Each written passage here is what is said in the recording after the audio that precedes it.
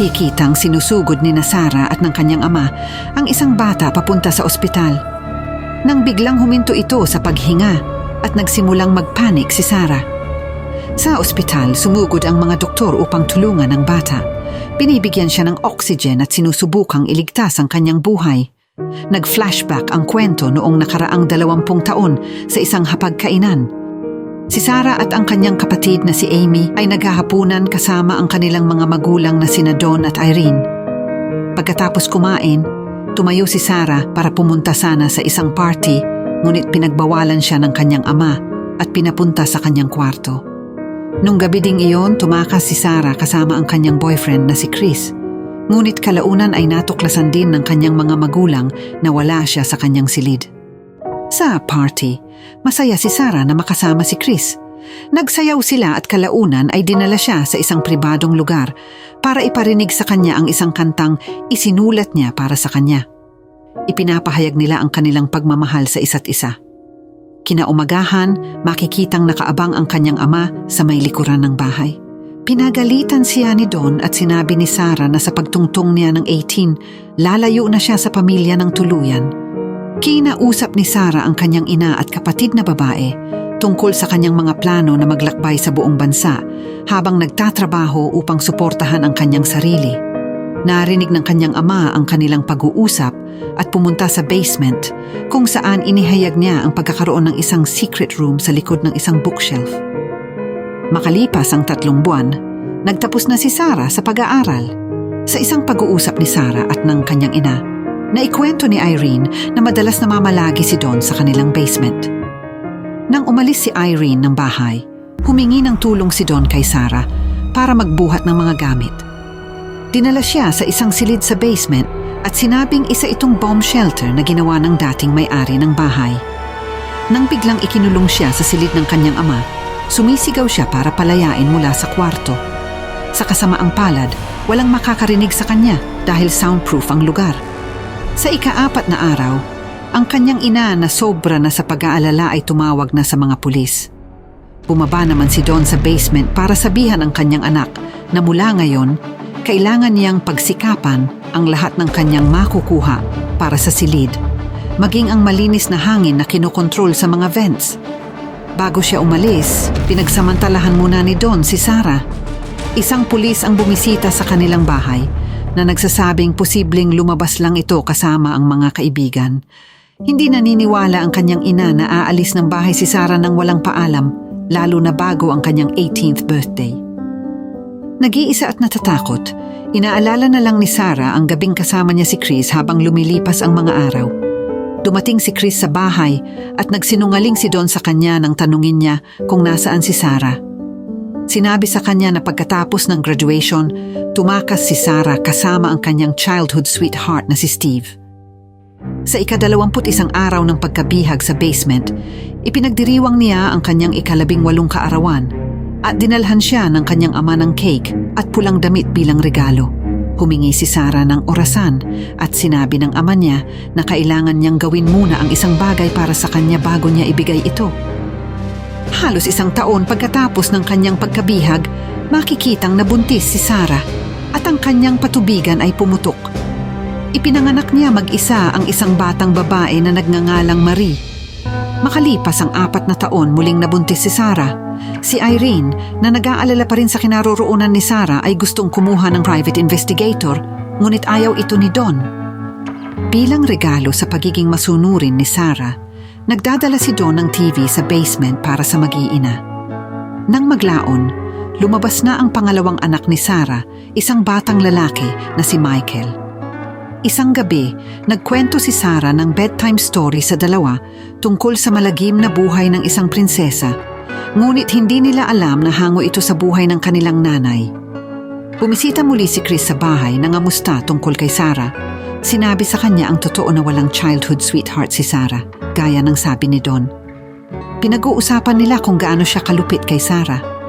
Natatakot si Amy na baka pinatay siya ng tatay nila dahil alam niya kung gaano kasama ang kanyang ugali. Upang malibang ang mga anak ni Sarah, lumikha siya ng mga imaginary adventures para sa dalawa upang matulungan silang makalimutan ang mundo sa labas. Samantala, kinuwestiyon ni Amy at Irene si Don tungkol sa mga kasinungalingan nito. Napasigaw si Irene na gagawin niya ang lahat para mahanap ang kanyang nawawalang anak. Habang nag-aaway, hindi na malayan ni Don na naiwan niya ang kanyang mga susi sa upuan. Kinuha ito ni Amy at pumunta sa basement para subukang hanapin ang kanyang kapatid. Biglang lumabas si Don sa likuran niya at hinihingi ang kanyang mga susi. Nag-away ang mag-ama. Sinisisi niya si Don sa pagkawala ni Sarah. Habang lumilipas ang panahon, nagkaroon pa ng isang sanggol na lalaki si Sarah na pinangalanan niyang Thomas.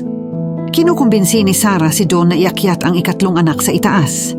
Sinasabi niya na wala nang puwang para sa isa pang sanggol sa basement at wala na siyang oras para alagaan ito. Iniwan ang sanggol sa balkonahe ng bahay upang matagpuan ng nanay niya. Sa note na tila isinulat ni Sarah, nakasaad na ito ay kanyang sanggol at nais niya itong palakihin ni Irene. Sa liham, ipinaliwanag niya na wala silang kakayahan upang alagaan ang sanggol ng kanyang kasintahan. Sa ilalim ng basket, may isa pang maliit na note mula kay Sarah na humihingi ng tulong. Sa kasamaang palad, natuklasan ito ni Don na nauwi sa pambubugbog sa kanya. Sa ngayon, 14 na taon na si Sarah sa basement. Isang gabi, ang anak ni Sarah na si Marie ay sumubok mag-makeup. Nang magpakita ng interes si Don sa kanyang kagandahan, nakiusap si Sarah kay Don na huwag galawin ang kanyang anak.